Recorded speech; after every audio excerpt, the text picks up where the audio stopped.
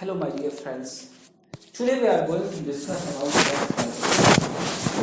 How to calculate tax. इस समय जो गवर्नमेंट है उन्होंने दो ऑप्शन दे रखे हैं, old tax versus new tax. Old tax क्या है? जो व्यवस्था पुराने समय से चली आ रही है उसी को गवर्नमेंट ने कंटिन्यू की है, अर्थात जो पिछले वर्षों से टैक्स दिया जा रहा था या फिर जो स्लैब्स थे वही चला आ रहा है, और न्यू टैक्स में नई जो व्यवस्था है उसको लागू किया गया है। गवर्नमेंट कह रही है कि आपको जो सुइटेबल व्यवस्था हो उसको आप चूज कर सकते हैं, ओल्ड टैक्स और न्यू टैक्स। तो हम देखेंगे इसमें हम दोनों व्यवस्थाओं में टैक्स कैलकुलेट करेंगे। जो जिस व्यवस्था में हमारा टैक्स कम आएगा उसको हम ऑप्ट करेंगे। ये हमारे आइडिया फिल करते समय ऑप्शन रहेगा कि कौन सी व्यवस्था हमें चूज करनी है, ओल्ड और न्यू। और वो करनी है हमको कैसे? जिसमें हमको अधिक लाभ हो, अर्थात जिसमें हमारा टैक्स कम से कम कट रहा हो। तो ये चीज देखनी है। मैं बेसिक चीज बता दूं, टैक्स में गवर्नमेंट ने जो ओल्ड टैक्स था उसमें सेविंग्स थी, और जो न्यू टैक्स स्लैब है उसमें सेविंग की व्यवस्था हटा दी गई है, अर्थात इसमें सेविंग का कोई ऑप्शन नहीं है। तो अगर आपकी पुरानी सेविंग्स चली आ रही है, आपने पीपीएफ ले रखा है, एलआईसी ले रखी है, पीएलआई ले रखी है, आपने कोई इंश्योरेंस करा रखा है, होम लोन ले रखा है, मेडिकल इंश्योरेंस करा रखा है, अगर ये सारी चीजें आपने ले रखी है तो मेरे हिसाब से आपको जरूर ओल्ड टैक्स रेजिम की ओर जाना चाहिए। अगर आपकी सेविंग्स नहीं है या फिर सेविंग ज्यादा नहीं है तो आपको न्यू टैक्स की तरफ जाना चाहिए, जिसमें आपको हो सकता है कि ज्यादा बेनिफिट हो। तो वही चीज हम एक एग्जाम्पल के माध्यम से इसमें देखेंगे कि कौन सी व्यवस्था अपने लिए सही रहेगी, किसमें हमें कर कम देना पड़ेगा। एक पॉइंट और इसमें ऐड कर दूं, जो न्यू टैक्स रेजिम है उसमें लोग कंफ्यूज्ड हैं कि जो 80cc D2 पार्ट है उसमें उन्होंने कहा है कि जो एम्प्लॉयर्स कंट्रीब्यूशन है उसका हम अगर गवर्नमेंट और स्टेट एम्प्लॉय है तो उसमें 14% छूट ले सकते हैं, और प्राइवेट अगर है तो उसमें 10%। लेकिन ये वास्तविक छूट में आप देखेंगे ये तभी ले सकते हैं जब ये एम्प्लॉय कंट्रीब्यूशन, अर्थात जो संस्था है जो आपको टैक्स दे रही है अपनी तरफ से, एक 10% हमारा कटता है वो, और एक जो गवर्नमेंट कटवाती है वो आपकी सैलरी में ऐड होना चाहिए। अगर वो आपकी सैलरी में ऐड है तब आप उसका बेनिफिट लेंगे और उसको लेस करेंगे, जो कि फायदेमंद नहीं दिख रहा है। तो हम एक एग्जाम्पल के तौर पर देखेंगे। हमने एक कॉमन एग्जाम्पल ले रखा है, हम दोनों व्यवस्थाओं में टैक्स को कैलकुलेट करेंगे, फिर देखेंगे कौन सी हमारे लिए सुइटेबल है। देखिए इस प्रकार से है ये old tax regime versus new tax regime. हमने एक एग्जांपल लिया है, लेट अस सपोज आप एक सैलरीड एम्प्लॉयड हैं और आपकी सैलरी 9,80,000 है। इस पर आपको टैक्स कैलकुलेट करना है, वो भी न्यू टैक्स में और ओल्ड टैक्स में, कि किस में आपको बेनिफिट हो रहा है। तो वो हम इसमें देखेंगे। लेस हो जाएगा आपका 50,000 स्टैंडर्ड डिडक्शन, जो कि दोनों टैक्स रेजिम में एप्लीकेबल है, ओल्ड टैक्स और न्यू टैक्स में। तो ये 50,000 आपका स्टैंडर्ड डिडक्शन ये लेस हो जाएगा, न्यू में भी लेस होगा, ओल्ड में भी लेस होगा। साथ में क्या है कि जो ओल्ड टैक्स रेजिम है उसमें जो प्रोफेशनल टैक्स है, पीटी है, जो प्रोफेशनल टैक्स है वो 2500 आपका कटता है, वो लेस हो जाएगा। तो लेस करके ये आपका होगा 9,28,000। साथ में न्यू टैक्स में 9,80,000 में से 50,000 लेस हुआ तो 9,30,000 ये आपका टोटल आ गया। हाँ, अगर किसी की कोई अदर इनकम है तो वो आप शुरू में इसमें जोड़ लीजिए। जो अदर इनकम है, आपका इंटरेस्ट आ रहा है, अगर 10,000 से ज्यादा आ रहा है तो आप इसमें ऐड कर सकते हैं, अदरवाइज उतने की 10,000 तक की छूट है। तो अगर आपकी कोई अदर सोर्स से इनकम है, प्रॉपर्टी इनकम है या कोई आपका बिजनेस है, तो उसको आप इसमें ऐड कर लेंगे। ये बेसिक हमने बताया सिर्फ सैलरी पर्सन के लिए। तो ये हो गया। साथ में जो डिडक्शन है, सेविंग्स है, ओल्ड टैक्स रेजिम में एप्लीकेबल है, न्यू में एप्लीकेबल नहीं है। ओल्ड टैक्स में जो 80C सेक्शन है, under section 80C, 80cc, 80cc-D, 80cc D1, 80cc D2, ये अप टू 1.5 लाख है, अप टू 1.5 लाख है। 1.5 लाख तक आप इसमें पीपीएफ, एलआईसी, कोई भी इंश्योरेंस या कहीं आपने इन्वेस्ट म्यूचुअल ले रखा है तो यहाँ पे आप 1.5 लाख तक की छूट ले सकते हैं, जो कि न्यू टैक्स में नहीं है। अदर डिडक्शन में आता है 50,000 का आप 80cc D1 एनपीएस का जो 50,000 रुपए उसका अतिरिक्त आप डिडक्शन ले सकते हैं, तो 50,000 का डिडक्शन नहीं हो जाएगा, न्यू टैक्स रेजिम में नहीं है।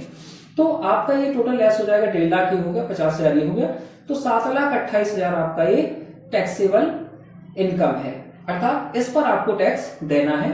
और न्यू टैक्स रेजिम में 9,30,000 ये आपका टैक्सेबल इनकम हो गया। ये जो आप कैलकुलेशंस देख रहे हैं ये हम बाद में डिस्कस करेंगे।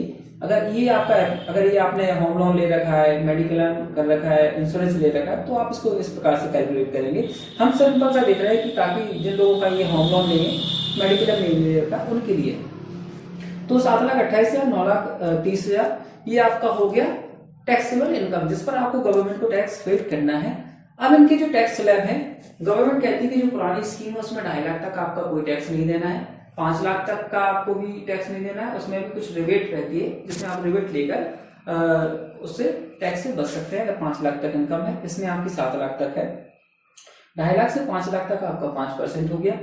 5 लाख से अबव है 10 लाख तक तो आपका 20%, और 10 लाख से अबव है तो आपका 30% टैक्स कैलकुलेट होगा। न्यू टैक्स रेजिम में क्या किया, 3 लाख तक 0 टैक्स है, 3 लाख से 6 लाख के बीच में 5% है, 6 लाख से 9 लाख तक आपका 10% है, 9 लाख से 12 लाख तक अगर आपकी इनकम आ रही है तो उसमें आपको 15% टैक्स पे करना पड़ेगा।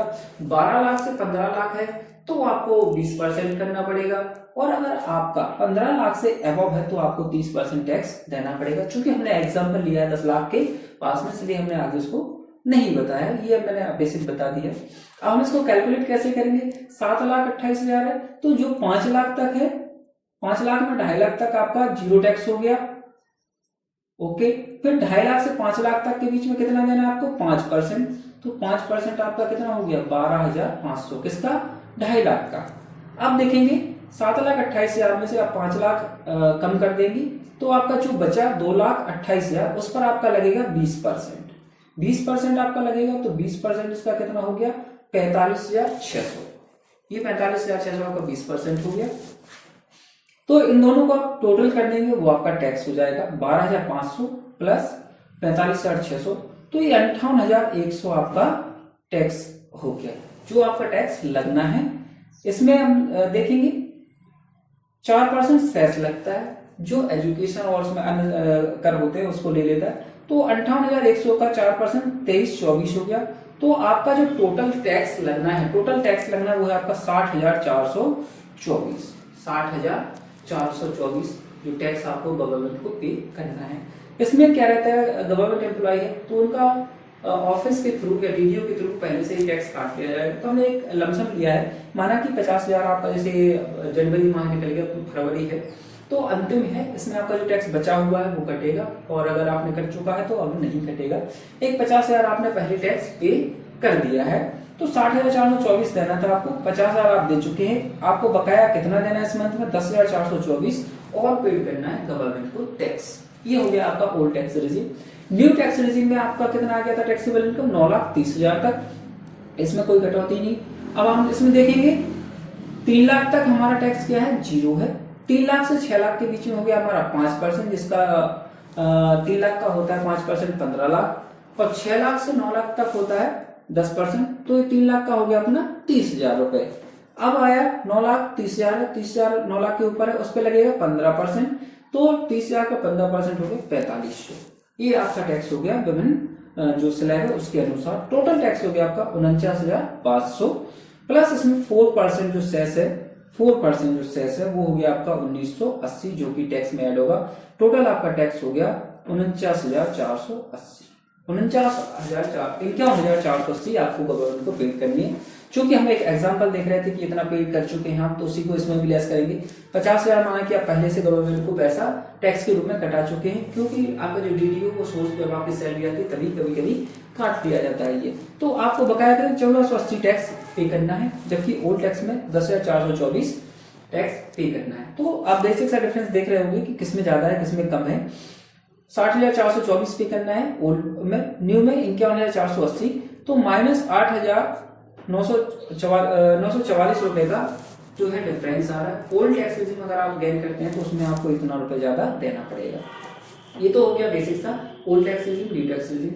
हमने ये बीच में कैलकुलेशन छोड़ रखी थी, क्यों, अगर माना कि आपने कोई मेडिकल इंश्योरेंस करा रखा है, ये मेडिकल इंश्योरेंस आप फैमिली के लिए 25,000 तक एप्लीकेबल है, अगर आप सीनियर सिटीजन है तो ये 50,000 आपका इसमें से लेस हो जाएगा। साथ में अगर आपने कोई होम ले रखा है, घर ले रखा है जिसपे आप लोन से करा रखा है, और आपका लोन का जो इंटरेस्ट है सालाना वो 2 लाख से ऊपर जाता है, तो आपको 2 लाख से 2.5 लाख 3 लाख कितना भी जाएगा, लेकिन मैक्सिमम जो लिमिट है वो 2 लाख की है। तो हमें एक लेटर सपोज मान लेते हैं कि आपने होम लोन ले रखा है, 2 लाख उस पर इंटरेस्ट जा रहा है, उस पर हम देखेंगे तो छूट मिलेगी। तो ये सब माइनस करके तो इसमें से ये भी माइनस हो जाएगा, जो 9,28,000, 1.5 लाख ये माइनस हो गया, 50,000 ये, 25,000 ये, 2 लाख ये, तो 5,03,000 ये आपकी टैक्सेबल इनकम आ गई है। 5 लाख तक अगर आपकी इनकम होती, 3,000 भी कम हो जाते तो आपको कोई टैक्स पे नहीं करना। अगर 5 लाख के ऊपर है तो फिर आप इस व्यवस्था में आ जाते हैं, वही 5%, 12,500, 2.5 लाख का जो 3,000 है उसका आ जाएगा 20%, तो 600 रुपये इसका बनता है, तो टोटल 13,100 हो गया। इस पर 4% सेस निकलेगा, 524 हो गया, टोटल कितना हो 13,624 हो चुका है। तो आपको अगर आपने होम लोन और ये ले रखा है तो आपको 13,624 मात्र टैक्स देना है। इसमें आपने पहले से 50,000 जमा कर चुके हैं टैक्स, तो आपको वापस रिफंडेबल है, जब ITR फिल करेंगे तो उसमें आपको ये पैसा इतना रिफंड हो जाएगा। दोस्तों अगर आपका टैक्स एक्सेस हो जाता है, कम हो जाता है, तो आप ITR फिल करते समय इसको पे कर सकते हैं। तो इस प्रकार से हमने देखा कि टैक्स को कैसे कैलकुलेट करेंगे, ये बेसिक सा कैलकुलेशन था। आपको अगर किसी प्रकार की कोई जरूरत है, कोई